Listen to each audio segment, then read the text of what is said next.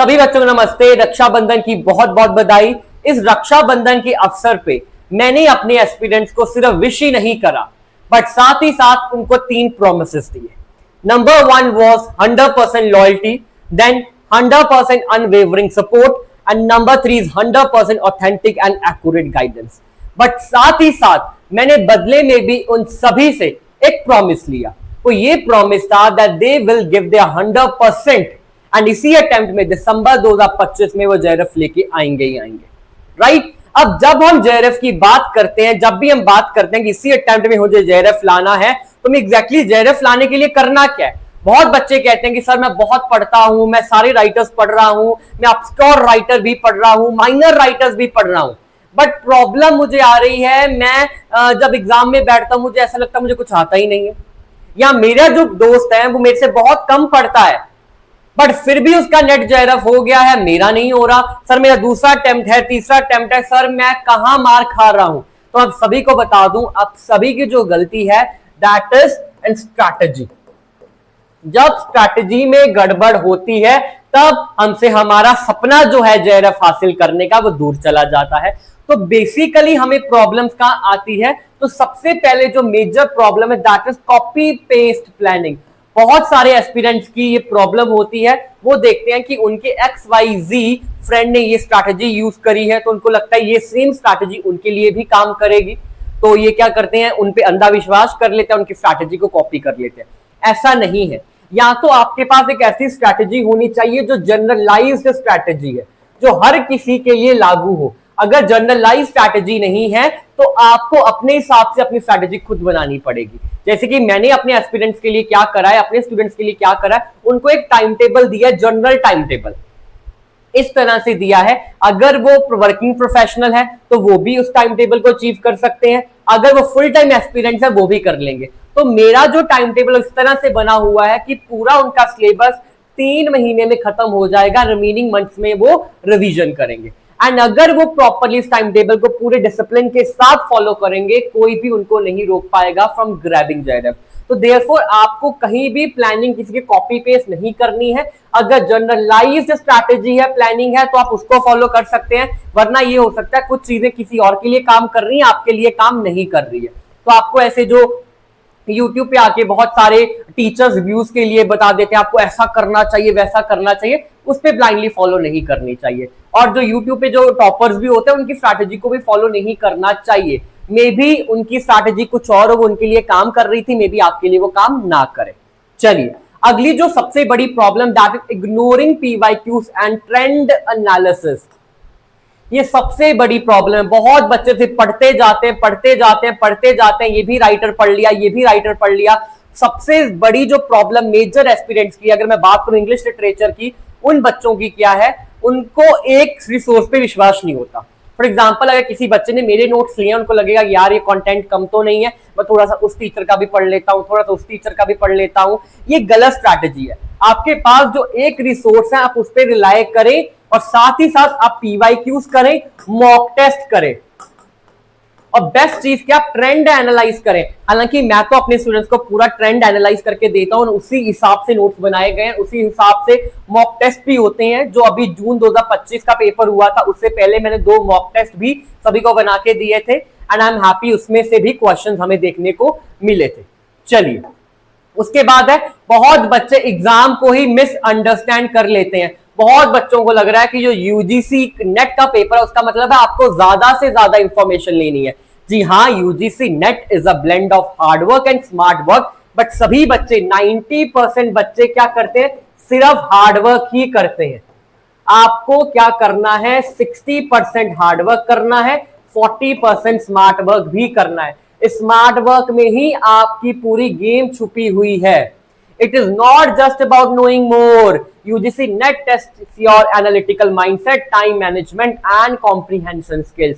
Test को misunderstand मत करिए। हालांकि NTA तो वैसी अनप्रेडिक्टेबल है, तो आप उसको वैसे भी अंडरस्टैंड करने की कोशिश ना करें। आप अगर कुछ भी समझने की कोशिश करोगे तो वो मिसअंडरस्टैंडिंग ही होगी। इट्स बेटर जो आपकी स्ट्रैटेजी आपने स्टार्टिंग में बनाई होगी प्रिपरेशन स्टार्ट करने से पहले, उसी को फॉलो करते रहे। अगर कहीं भी लगेगा आपको कि आपकी स्ट्रैटेजी में प्रॉब्लम आ गई, आपको समझ नहीं आ रहा कि स्ट्रैटेजी सही है कि नहीं है, आपको किसी की गाइडेंस की जरूरत है, तो इस वीडियो के डिस्क्रिप्शन में नंबर्स हैं, मेरे नंबर्स हैं, आप मेरे से बात कर सकते हैं, कॉल शेड्यूल करा सकते हैं, तो I will help you in framing the best strategy for you. चलिए, इसके बाद जो अगली प्रॉब्लम आती है that is burn out from over scheduling. अब बच्चे क्या करते हैं, कम टाइम में बहुत ज्यादा पढ़ने की कोशिश करते हैं या अपने टाइम टेबल को इस तरह से बनाते हैं जो इजीली अचीवेबल ना हो। अब लेट्स से एक हफ्ते में हमारे पास 7 दिन है, वो क्या करेंगे, मंडे टू सैटरडे पूरा पढ़ेंगे एंड संडे रेस्ट करेंगे। अब ये देखो रिवीजन कहाँ है, रिवीजन है ही नहीं, and revision is the key. अगर आप रिवाइज नहीं करोगे उसका कोई फायदा नहीं, आप जो भी पढ़ के जाओगे भूल जाओगे। Same goes for paper 1। अगर हायर एजुकेशन की हम बात करें जिसमें इतनी प्री इंडिपेंडेंस कमेटीज थी, पोस्ट इंडिपेंडेंस मूवमेंट्स थे, सारे भूल जाओगे अगर रिवाइज नहीं करोगे। देयरफॉर टाइम टेबल को इस तरह से बनाना है so that you can complete your syllabus on time with proper revision। अब जो टाइम टेबल मैंने दिया है उसमें रिवीजन को बहुत ही ज्यादा इंपॉर्टेंस दी गई है, बहुत ही ज्यादा, प्रॉपर एक एक वीक छोड़ा गया है रिवीजन के लिए, राइट। तो आपको ओवर शेड्यूलिंग नहीं करना है, ये सबसे वर्स्ट स्ट्रैटेजी है, big no, I would say red flag. चलिए, उसके बाद है नो फीडबैक लूप। अब जब आप प्रिपेयर कर रहे हो, लेट्स से आपने 1 महीना पूरा प्रिपेयर कर लिया, अब आप किसी से फीडबैक ले ही नहीं रहे हो, एंड जब आप किसी से फीडबैक लोगे ही नहीं तो आपको कैसे पता चलेगा कि आपकी स्ट्रैटेजी सही है कि नहीं सही है। अब मेरे साथ क्या होता है, मेरे स्टूडेंट्स जब भी चाहे मेरे से बात कर सकते हैं, जब भी चाहे मेरी टीम से बात कर सकते हैं, तो feedback is very important. Preparing in isolation, not testing yourself with mocks और never analysing mistakes is the wrong strategy. Feedback आपको लेना है, टेक फीडबैक फ्रॉम एडुकेटर, ठीक है। सेल्फ टेस्टिंग आपको करनी है, जितने मॉक टेस्ट दे सकते हो आप दो। फिर भी अगर आपको कहीं भी लग रहा है अगेन आई एम रिपीटिंग कि आपके लिए स्ट्रैटेजी काम नहीं कर रही है, I am just a call away, no matter आप मेरे पेड बैच में हो कि नहीं हो, वीडियो डिस्क्रिप्शन में नंबर्स है। चलिए, अब इसके बाद ये आता है कि आप एग्जैक्टली करना क्या है। तो जो सबसे पहली चीज होती है, कोई भी आप सब्जेक्ट के हो, अगर आप इंग्लिश के हो, कॉमर्स के हो, पॉल साइंस के हो, लाइफ साइंस से हो, कहीं से भी हो या लॉ से हो, सबसे पहले आपको अपना सिलेबस को देखना है अच्छे से। हालांकि इंग्लिश लिटरेचर के लिए तो मेरी एंटी और यूजीसी के अगेंस्ट लड़ाई चली रही है, लीगल एक्शन लिया हुआ है, बहुत जल्दी उसका रिजल्ट भी आने वाला है। बट एनीवे, आपको अपने सिलेबस को बहुत ही अच्छे से पहले एनालाइज करना है एंड अपने हिसाब से सिलेबस को डिवाइड कर लेना है। अगर मैं पेपर 1 की बात करूं तो आपको देख लेना है कि ये मैथमेटिक्स का पोर्शन है या रीजनिंग का पोर्शन है, इसको आप अलग कर लो। जो बिल्कुल ही इजी चीजें हैं जैसे डीआई हो गया, कॉम्प्रिहेंशन हो गया, उसको अलग कर लो। जो प्रॉपर थ्योरेटिकल है, टीचिंग एप्टीट्यूड हो गया, रिसर्च एप्टीट्यूड हो गया, कम्युनिकेशन हो गया, आईसीटी हो गया, इसको अलग कर लो। आईसीटी को भी आप मैथमेटिक्स में डाल सकते हो बिकॉज उसमें कन्वर्जन वाला पार्ट है कि बाइनरी टू ऑक्टल कर लो, ये भी आप उसमें डाल सकते हो। लॉजिकल रीजनिंग भी आप रीजनिंग वाले पार्ट में कर सकते हो। तो इस तरह से आप डिवाइड कर लो, ठीक है। और वीकली आप उठा लो, या आप अगर आपने 3 घंटे रखे हैं पेपर 1 को पढ़ने के लिए तो आप अकॉर्डिंगली मैनेज कर सकते हो। या तो आप पूरा 3 घंटे 1 यूनिट उठा के कर लो, या आप 1-1 घंटा एक पोर्शन से कर लिया मैथमेटिक्स से और 2 घंटे आपने थ्योरी से कर लिया। मैं अपने टाइम पे क्या करता था, जैसे 2 घंटे मैंने टीचिंग एप्टीट्यूड को दिए, 1 घंटा मैं देता था प्रॉपर मैथमेटिक्स को बिकॉज मेरा मैथ्स वीक था। मैं प्रॉपर रीजनिंग के क्वेश्चंस करता था, नंबर सीरीज हो गया, कोडिंग डिकोडिंग हो गया। अगर आप मैथमेटिक्स को रिवाइज करोगे, मतलब डेली प्रैक्टिस करोगे, जैसे कि वो वाले क्वेश्चन होते हैं प्रॉफिट लॉस वाले, तो अगर आपका मैथ्स मेरी तरह है बहुत ही वीक, तो आपको डेली प्रैक्टिस करना चाहिए।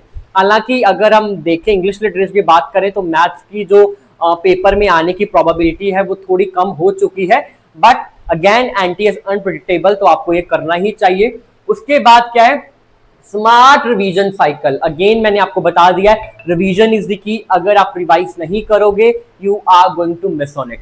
एनीवे, नेक्स्ट हमारे पास यूज द 7-20-10 रूल। इसका मतलब क्या कि 70% ऑफ टाइम जो हाई वेटेज टॉपिक्स हैं, जैसे आपको पता है टीचिंग एप्टीट्यूड से क्वेश्चंस आते हैं, लॉजिकल रीजनिंग से आते हैं, रिसर्च एप्टीट्यूड से आते हैं, आप उस पर फोकस करो। अगर मैं इंग्लिश लिटरेचर की बात करूं तो ब्रिटिश लिटरेचर पे मैक्सिमम फोकस करिए, लिटरेरी थ्योरी पे भी आप फोकस करो। हालांकि अगर हम जून 2025 के एग्जाम को हटा दें, उससे पहले का हम ट्रेंड देखें तो इंडियन लिटरेचर पे भी अच्छा खासा वेटेज हर बार दिया गया है। and 20% time on moderate and only 10% time on obscure topic. अब आपको ये नहीं सोचना कि जून 2025 में इतने ऑब्सक्योर राइटर्स आ गए, माइनर राइटर्स आ गए, तो मुझे 70% ऑफ टाइम ऑब्सक्योर में देना है। ये गलत स्ट्रैटेजी है। अगर जून 2025 में ऑब्सक्योर राइटर्स आ गए या ऐसे राइटर्स आ गए जो आपने कभी सुने नहीं थे, इसका मतलब ये नहीं है आप दिसंबर में भी वही करोगे, वो गलत स्ट्रैटेजी है। अब एग्जैक्टली मैं ये क्यों कह रहा हूं, मैं ये इसलिए कह रहा हूं बिकॉज अगर आप उसकी बात करो, फॉर एग्जाम्पल जो पेपर अभी जनवरी 2025 में हुआ था और एक उससे पहले पेपर अगस्त में हुआ था 2024 में। अब अगस्त 2024 में क्या हुआ, दलित लिटरेचर पे फोकस था, एलजीबीटीक्यू पे फोकस था। अब जैन 2025 वाले लर्नर्स ने क्या करा, दलित लिटरेचर और एलजीबीटीक्यू को बहुत ही ज्यादा पढ़ लिया। पर जब जनवरी 2025 का पेपर देखा गया उसमें ना दलित लिटरेचर से क्वेश्चन था ना एलजीबीटीक्यू पे क्वेश्चन था। तो सिमिलरली जैन 2025 में ब्लू ह्यूमैनिटीज पे क्वेश्चन था। अब जब जून 2025 का पेपर आया उसमें ब्लू ह्यूमैनिटीज पे कोई भी क्वेश्चन नहीं था और जैन 2025 में इंडियन लिटरेचर पे अच्छा खासा फोकस था और जून में नहीं था।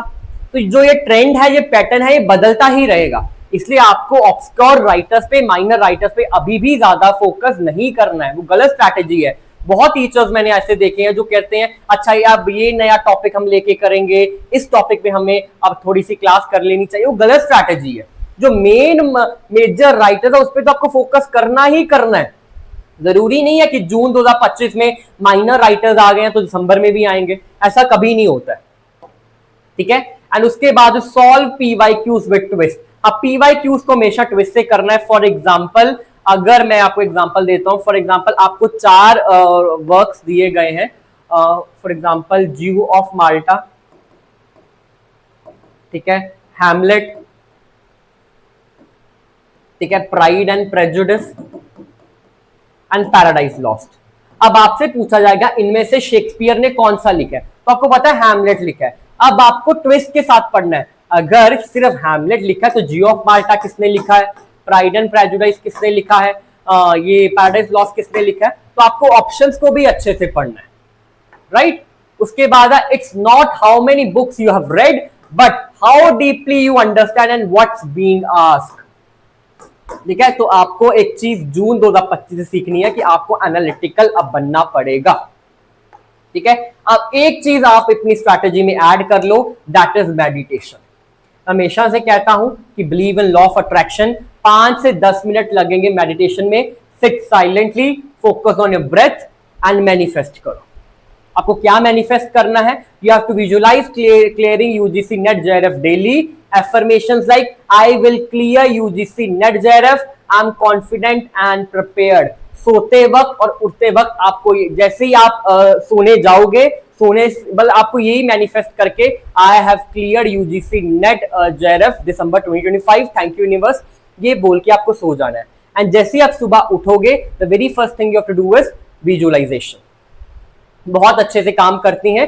यहां पर तो मैंने विल लिखा है बट आप कोशिश करो फ्यूचर प्रेजेंट में बोलो, आई हैव क्लियर्ड बोलो, राइट। एक चीज यहां पर और आप कर सकते हो, दैट इज वाटर मैनिफेस्टेशन।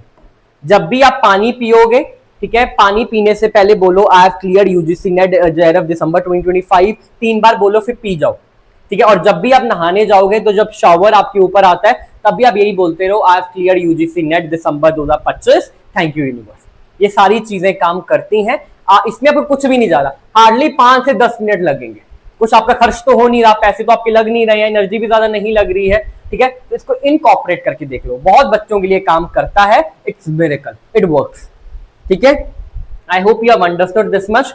तो इतना ही मुझे बताना था। अगेन मैं एक चीज आप सभी को बता दूं, आपको कहीं भी प्रॉब्लम आ रही है स्ट्रैटेजी बनाने में, वीडियो के डिस्क्रिप्शन में मेरा नंबर है, आई विल हेल्प यू, ठीक है। All the best learners. तो let's end the session with again that same repeated reminder, हमारा सपना यूजीसी नेट क्लियर करने का नहीं, जेआरएफ हासिल करने का है। with the right strategy, right approach, right guidance, you can grab JRF December 2025 and nobody can stop you. All right learners, bye bye, take care.